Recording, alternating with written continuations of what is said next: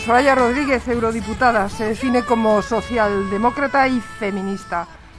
Dicen que su mentor fue Alfredo Pérez Rubalcaba y tras una vasta carrera política en el Partido Socialista, ahora está en el grupo Renew Europe con la formación política Ciudadanos. Es miembro de la Comisión ENVI de Medio Ambiente, Salud Pública y Seguridad Alimentaria. Y lo que más nos interesa aquí en este programa, es miembro de la Comisión FEM de Derechos de la Mujer e Igualdad de Género de Ciudadanos en el Parlamento Europeo. Siempre a sí mismo fiel. Buenas tardes, Soraya Rodríguez. Hola, buenas tardes. Vamos a hablar de igualdad de género, porque de esto es de lo que compete e interesa en este programa de Radio 5, Radio Nacional de España. Y creo que ahora, siempre has estado muy implicada en este tema, pero bueno, ahora más que nunca ahí en Bruselas, ¿no? Sí, bueno, la verdad es que toda mi vida, tanto política como profesional, ha estado vinculada al tema de la igualdad de género y también muy vinculada al tema de la lucha contra la violencia de género. La verdad es que mi primer trabajo profesional fue ser abogada de un centro de información de los derechos de la mujer. Yo ya tengo unos cuantos años y en aquel momento fue el primer centro de información que se abrió en Castilla y León, en mi comunidad, y a su vez la primera abogada de la primera casa de acogida a mujeres maltratadas que abrimos en Castilla y León, primero Valladolid, luego se abrió Burgos. Por lo tanto, quiero decir que, ese ha sido un constante, ¿no?, a lo largo de la vida profesional y también política. Y ahora estoy aquí, sí, en la Comisión de Igualdad del Parlamento Europeo, y digamos que como un hilo de continuidad, pues también trabajando fundamentalmente y centrando mi trabajo en la violencia de género en Europa que sufren las mujeres, y intentando aportar desde las políticas europeas soluciones a esta lacra. Decías antes de que apareciera la pandemia, porque claro, el escenario ha cambiado radicalmente, que hay 4 sectores fundamentales en Europa que se deben abordar y que afectan a las mujeres, que son la igualdad salarial, la lucha contra la violencia de género, acabar con el techo de cristal y la conciliación. Pero bueno, como decía, todo esto, el panorama ha cambiado y si cambia el escenario, los actores tienen que tomar otros papeles, ¿no? ¿Cómo crees que se debe abordar ahora estos sectores fundamentales? Porque tal vez la crisis derivada de la pandemia, yo estoy convencida, pero voy a decir tal vez, ¿no?, para dar un margen, ¿no? Las mujeres estamos ahora mismo en peor situación. Sí, la verdad es que, claro, los problemas son los mismos, lo que ha cambiado es el contexto. Y el contexto en una pandemia mundial como la que estamos viviendo es un contexto peor y, desgraciadamente, las consecuencias económicas y sociales que nos va a dejar, que nos deja el COVID, no son buenas, ¿no? Podrían cambiar cosas en positivo, sí, pero también pueden ser peores. Nada está escrito, ¿no? Depende de lo que hagamos. Pero efectivamente las perspectivas son complicadas. Ya durante la pandemia, por ejemplo, el tema de la violencia de género contra las mujeres fue terrible, ¿no? Vivió un contexto mucho más complicado, porque de repente muchas mujeres, que sufrían violencia, mujeres, niños, niñas, que sufrían violencias en sus casas, se tuvieron que confinar con el agresor. Eso fue terrible, ha sido terrible. O sea, yo creo que no conocemos un poco la espuma, ¿no?, de lo que ha debido ser eso, pero no la realidad profunda. Pero solamente imaginarlo se pone un poco la carne de gallina.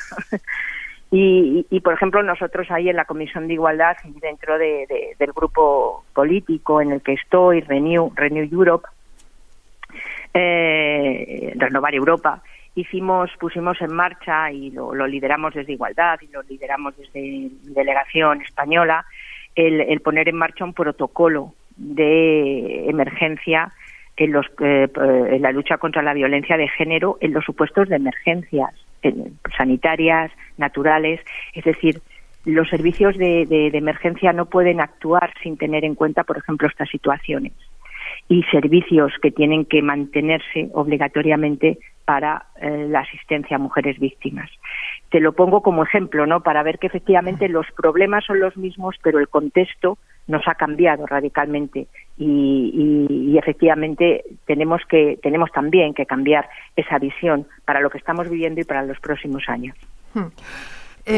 Está clarísimo que hay una realidad insoslayable, que es que las mujeres tenemos menos medios económicos porque la sociedad nos ha colocado en esa situación. Y ahora, durante la pandemia, pasan cosas curiosísimas.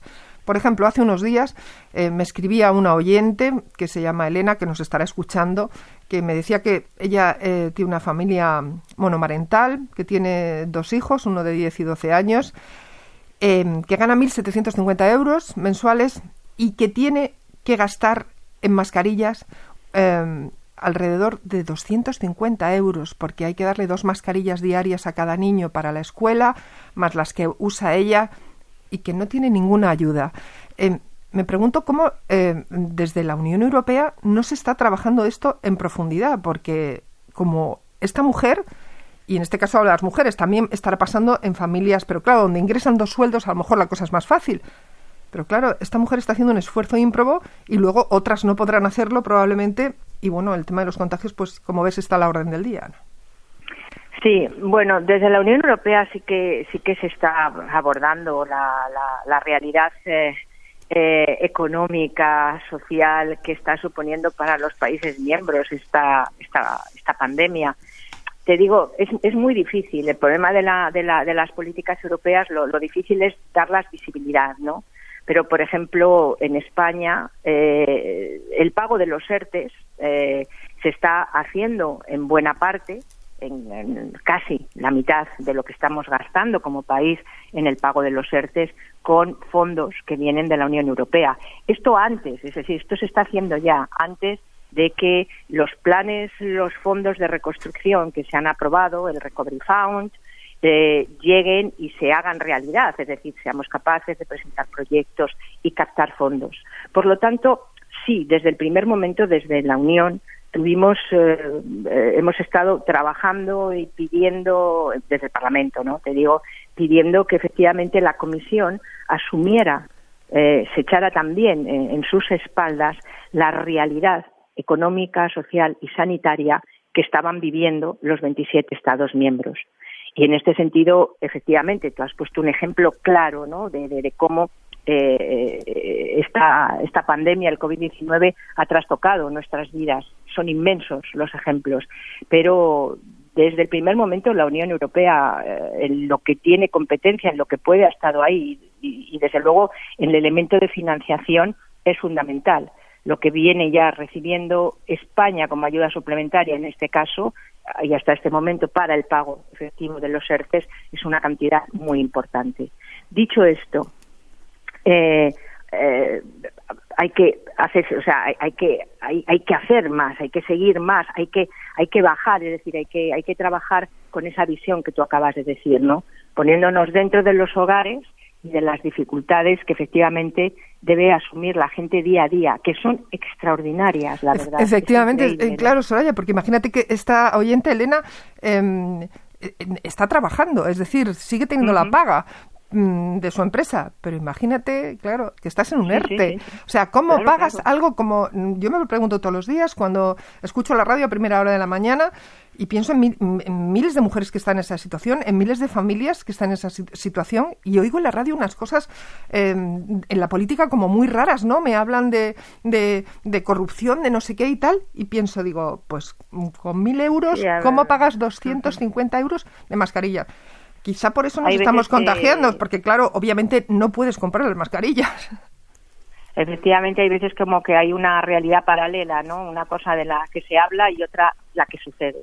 Y efectivamente lo que sucede, la realidad que están viviendo las familias, las mujeres, los hombres y mujeres en España, es esta, a la que tú haces referencia, a la que hoy están viviendo muchos también, ¿no? Lo estamos viendo como el tema, por ejemplo, de la conciliación, un elemento fundamental. Un elemento y la conciliación tiene género, no nos engañemos. Nosotros efectivamente decimos, bueno, los padres tienen que salir a trabajar, padre y madre.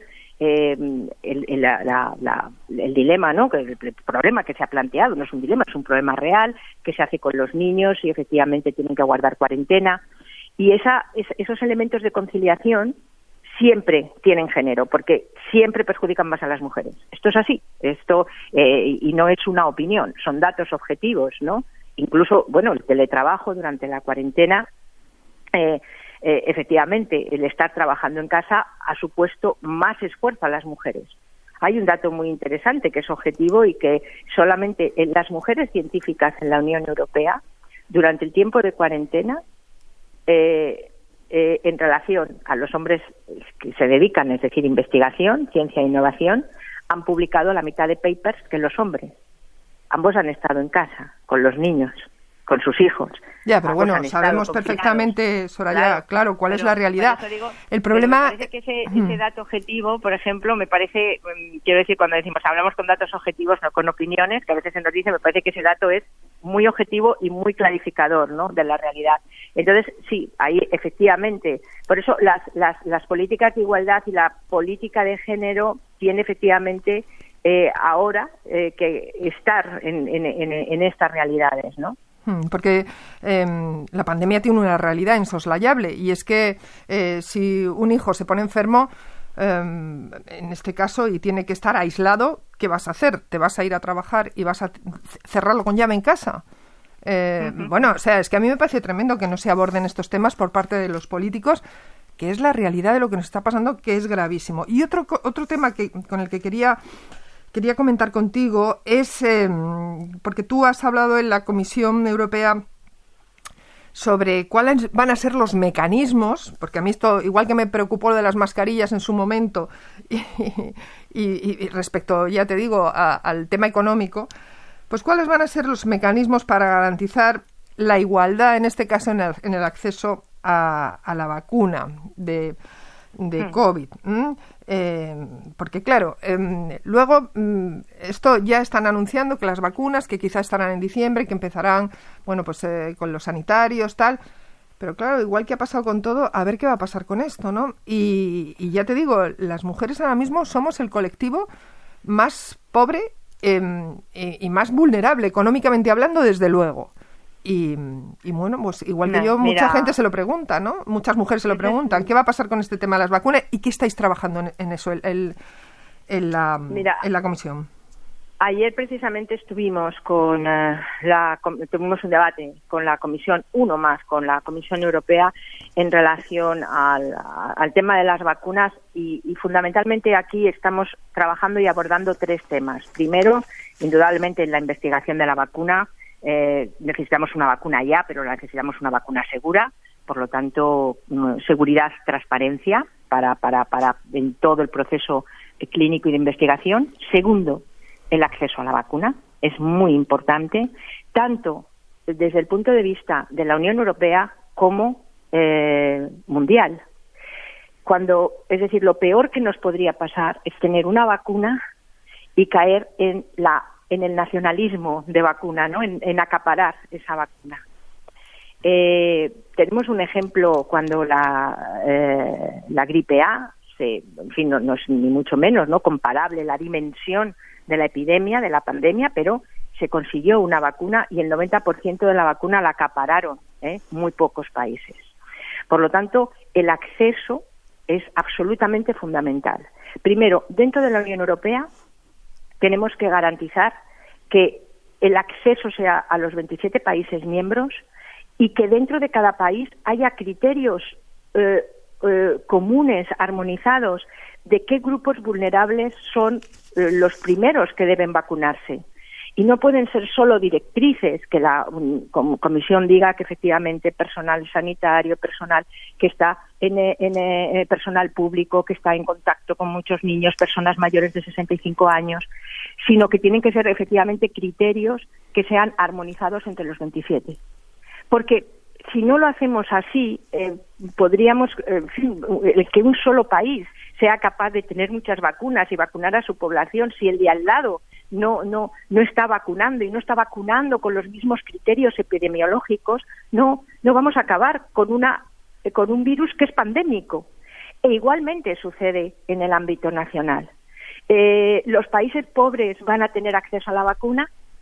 Vamos a ser capaces esta vez, cuando estamos hablando de una pandemia mundial, de garantizar el acceso a países en desarrollo y también dentro de esos países que no dejar que sea el gobierno el que los acapare, que se establezcan criterios epidemiológicos para que sean los rangos de población más vulnerables los que accedan.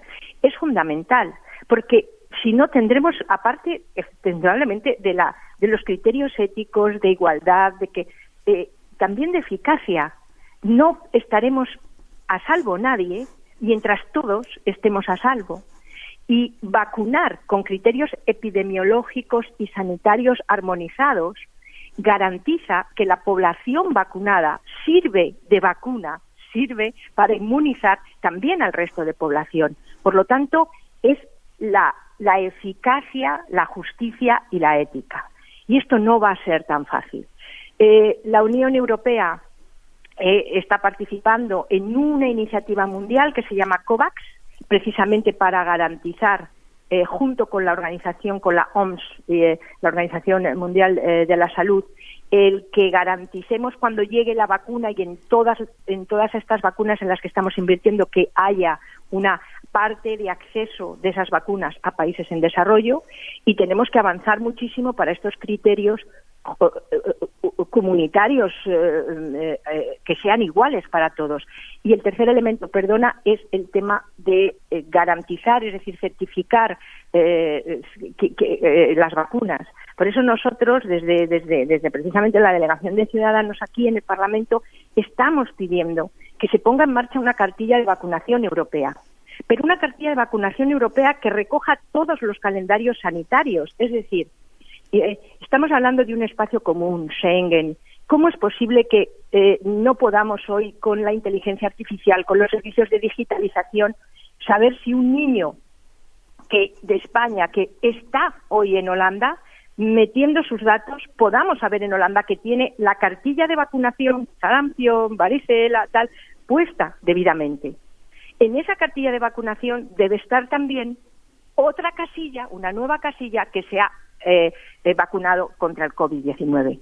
Eso garantizará no solamente la libertad de movimiento con los mismos criterios epidemiológicos en todo el territorio Schengen, sino también, indudablemente, una visión global por parte de la Unión Europea de cuál es la situación epidemiológica y de inmunización en todo el territorio de la Unión. Parece muy lógico. Desde luego tenemos todos los servicios nacionales de los 27 Estados miembros coordinados, y con la Comisión podríamos hacer esto. Y sin embargo, en fin, parece que nos encontramos a veces como con obstáculos de montañas, cuando realmente tenemos medios, tenemos mecanismos para hacerlos reales. Sí, mira, Soraya, otra cosa que nos preocupa muchísimo a las mujeres, porque tenemos muy poco tiempo y quiero que me cuentes sobre todo, pues eso, lo que se está haciendo allí en Europa, para ver si con eso, bueno, pues conseguimos avanzar un poco, ¿no?, en temas de igualdad. Es el tema del teletrabajo.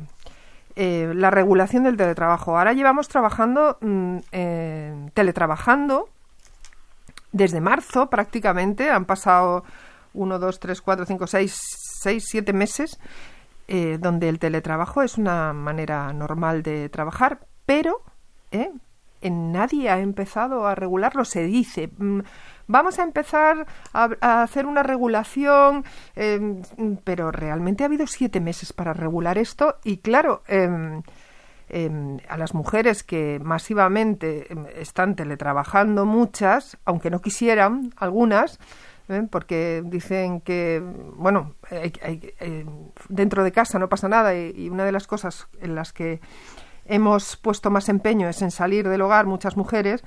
Bueno, pues estamos trabajando un poco, teletrabajando en tierra de nadie, sin ninguna normativa, y esto en Europa, ¿cómo se está contemplando? ¿Se está trabajando en ello? ¿Se está haciendo algo? Porque aquí lo único que vemos es que se va a hacer un proyecto, pero es que 7 meses y ni una regulación, nada más que, bueno, esas pequeñas notas que hay en el Estatuto de los Trabajadores? Bueno, efectivamente en Europa las competencias laborales, es decir, la política laboral, los estatutos de los trabajadores, la regulación son competencias nacionales. Pero efectivamente aquí en el Parlamento Europeo y en la Comisión de Empleo, este es un elemento, cómo abordar y cómo regular el teletrabajo es un elemento en el que se lleva discutiendo bastante tiempo. Pero es verdad que con la pandemia, con el COVID-19, lo que hemos visto es que la situación del teletrabajo ya en Europa antes de la pandemia era muy diferente. Había países donde el teletrabajo era mucho más común, había ya muchos más sectores en los que se compartía de forma híbrida trabajo presencial y trabajo y teletrabajo. Y en España hemos visto que efectivamente no hacíamos prácticamente teletrabajo y esto ha cambiado, es decir, ha irrumpido, ¿no?, como una nueva realidad en muchísimos sectores que, por cierto, ha funcionado. Desde esta perspectiva, yo estoy de acuerdo contigo. Nosotros teníamos en fin, dentro de la política nacional, teníamos que haber abordado algunos elementos de forma urgente porque la pandemia nos sorprendió, pero desde luego sabíamos que esto no era de 2 meses. Pero en el ámbito europeo sí que estamos trabajando para poder tener un marco común armonizado, al menos de mínimos.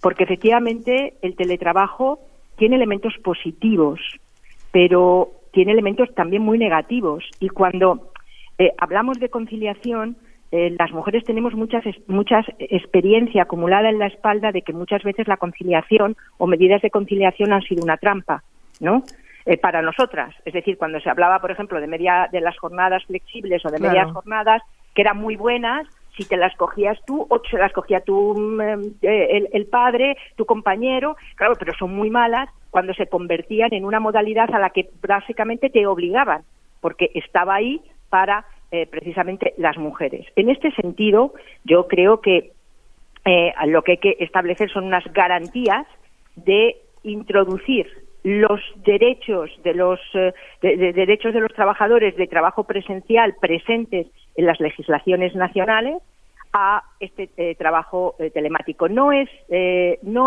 la misma situación, también te digo, en todos los países, en los 27, porque algunos países tenían, digamos que antes de la pandemia, tenían una mayor participación en su mercado de trabajo de lo que es el teletrabajo y por lo tanto habían avanzado. España en esto tiene que recorrer, bueno, como en muchas otras cosas en estos momentos, tiene que recorrer un largo camino, pero desde luego hay cosas que no pueden esperar una proposición de ley sino que hay que regular ya. Y en este caso, desde luego, los permisos, la conciliación, no es una cuestión de discurso, es una cuestión real, al que hay que dar soluciones ya. Sí, desde luego, porque nosotros los periodistas que estamos a pie de calle y hablamos con la gente, bueno, los políticos también, pero no voy a hablar de eso ahora. Recibimos unas informaciones de unas aberraciones respecto al teletrabajo, gente que trabaja con sus equipos, con sus conexiones, que no se paga nada, que, tremendo, ¿no? O sea, que no hay ahora sí que no hay horario, ahora sí que es a cualquier hora del día. Entonces, claro, yo creo que es un tema urgente, ¿no? Como muchos de los temas urgentes que han salido en la pandemia, pero que increíblemente la política que se está haciendo en este país es sobre otros temas, que no digo yo que no sean urgentes, o sea, pero yo creo que lo primero es antes, que decían en mi pueblo, ¿no? No, por supuesto que hay que, como yo decía, hay cosas que no requieren un discurso, requieren una acción. Y es verdad que en la política española durante la pandemia yo creo que nos han sobrado declaraciones y nos han faltado acciones. Y en los primeros meses, cuando nadie se lo esperaba, hemos estado, digamos, un poco actuando, siguiendo al virus, a la pandemia, pero ahora no es razonable ni explicable, ¿no? Tendríamos que estar nosotros, desde luego, actuando, preveyendo para que la pandemia y las consecuencias del virus o de rebrotes no nos alcanzaran. Realmente, lamentablemente, no hemos sido capaces de eso es cierto. Pues no nos queda más tiempo, Soraya Rodríguez. Ha sido un placer hablar contigo. Te llamaremos más veces para que nos cuentes qué está pasando en esa Comisión de Igualdad del Parlamento Europeo y ver qué soluciones hay que puedan venir desde Europa para nuestro tema, que ya te digo, estamos todas muy preocupadas en estos momentos, sí. Porque sí que al principio, bueno, pues la salud, desde luego, claro, era una gran preocupación y estaba todo el mundo con el objetivo puesto ahí, pero ahora, aunque sigue siendo una gran preocupación la salud y esta pandemia, bueno, pues nos trae de cabeza, pues las mujeres nos estamos dando cuenta de que estamos dando pasos atrás, ¿no? Que no queríamos dar y que el foco se está poniendo en priorizar, pero sin tener una perspectiva de género, ¿no? En este tema. Y es alarmante, porque desde luego no queremos retroceder en ninguno de los temas que tenemos pendientes, que son muchos. Eso es absolutamente necesario. Ni un paso atrás en los derechos adquiridos, porque no nos lo podemos permitir, ni por nosotras, ni por nuestras hijas, ni por nuestras nietas. Y mantener ese principio sabiendo que además hay que avanzar. Es decir, la perspectiva de género, si quieres de eso podemos hablar otro día, hay un informe en el Parlamento que va a salir, precisamente vamos a votar esta semana, te digo por si, que es precisamente tener muy en cuenta esa perspectiva de género en los planes de recuperación post-COVID, con todos, es decir, de forma obligatoria en lo que viene con dinero europeo. Y eso me parece un elemento absolutamente necesario en esta línea, por lo que tú acabas de decir, porque en un contexto difícil no nos podemos permitir ni un paso atrás en los derechos adquiridos, pero además hay que ir más allá para avanzar en este mundo post-COVID, en la transversalidad y en la visión de género en todas las políticas de recuperación que se pongan en marcha. Pues Soraya Rodríguez, que pertenece al grupo Renew Europe, es eurodiputada y está en la Comisión de Igualdad de Género de Ciudadanos en el Parlamento Europeo. Muchísimas gracias por haber estado con nosotras esta tarde y hablamos pronto, ¿eh? Mucha suerte. Ha sido un placer, muchas gracias. Adiós.